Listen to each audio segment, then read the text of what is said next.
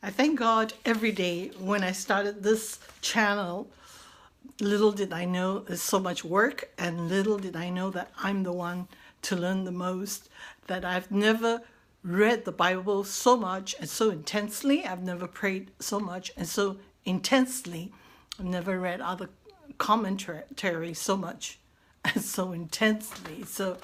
And in all this, I'm the one to learn the most. I'm continuing still about the topic of praying in tongues.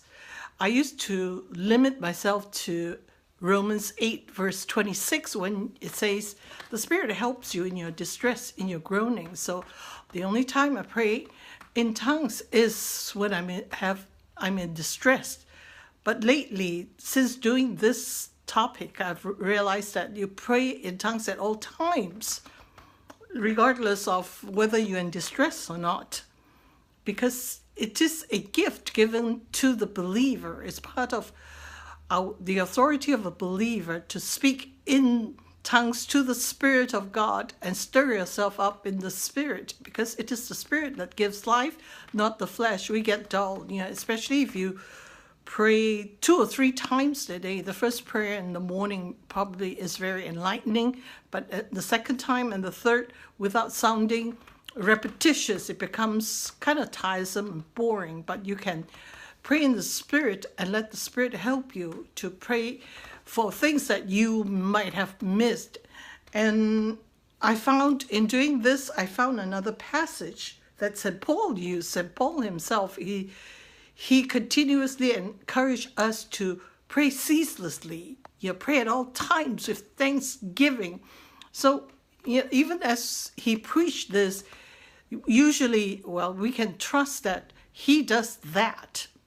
That is, it is his thing to do, and that to follow, we need to follow his example. So to continue to pray ceaselessly is the arsenal in our armamentarium in this fight against evil and against Satan. There is so much of evil in this world today, especially in the political world, which I will not get into today. 1 Corinthians 14 says, let love be your highest goal, but also desire the special abilities the Spirit gives, especially the gift of prophecy. For many of us, unless we're really given up to the work of God, this might be a gift that's kind of out of our reach. But for if your gift is the ability to speak in tongues, you will be speaking to God, but not to people, since they won't be able to understand you. You will be speaking by the power of the Spirit, and it will be all mysterious. A person who speaks in tongues is strengthened personally in the Lord, but one who speaks a word of prophecy strengthens the whole church. So there is this two things here of the Spirit. Yes, you pray in tongues, you are praying to God and strengthening yourself personally. But if you prophesy in the Spirit, there must be interpretation. Otherwise, nobody understands. But we continue the same chapter, verse 13 on. So anyone who has the gift of speaking in tongues should pray also for the gift of interpretation, in order to tell people plainly what has been said. So this is the prophecy in tongues. So it's good if somebody could interpret it, or if you yourself could interpret it. But if I pray in tongues, my spirit is praying, but I don't understand what I am saying, well then, what shall I do? I do both. I pray in the Spirit, and I will pray in words I understand. I will sing in the Spirit, and I will sing in words I understand. And I thank God that I speak in tongues more than all of you. So he does both. So since reading this, I've been doing both, praying in tongues and praying in words that I understand, singing in tongues and singing in words that I understand. This way, I am refreshed in the spirit, that my prayers won't be so repetitious that it becomes tiresome and boring. How many times can you say, help my family, help my mother, help my country, my president, and help each other, help the 1.8 billion Muslims,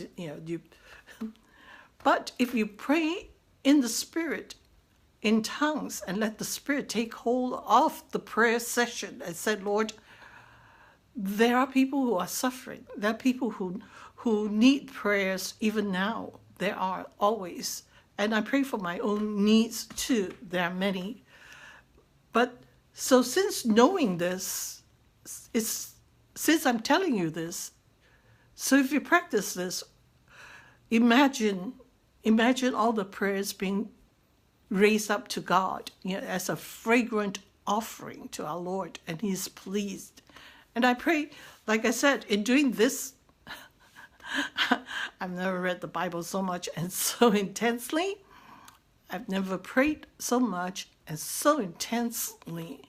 But it is amazing that each time I read something in the Bible, I said, oh, I didn't know that.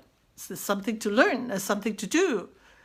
And I remember a few Mondays ago, I was driving to my dentist, which is usually an hour away if it's in good traffic. But that Monday morning, I was sitting in traffic. It was a parking lot.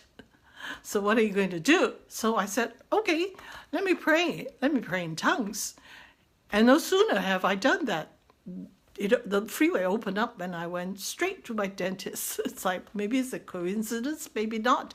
But now I've learned that when there's time, instead of just emptying your mind, I pray in the Spirit. I pray in tongues. I just do it. It's nonstop. It's like, wow.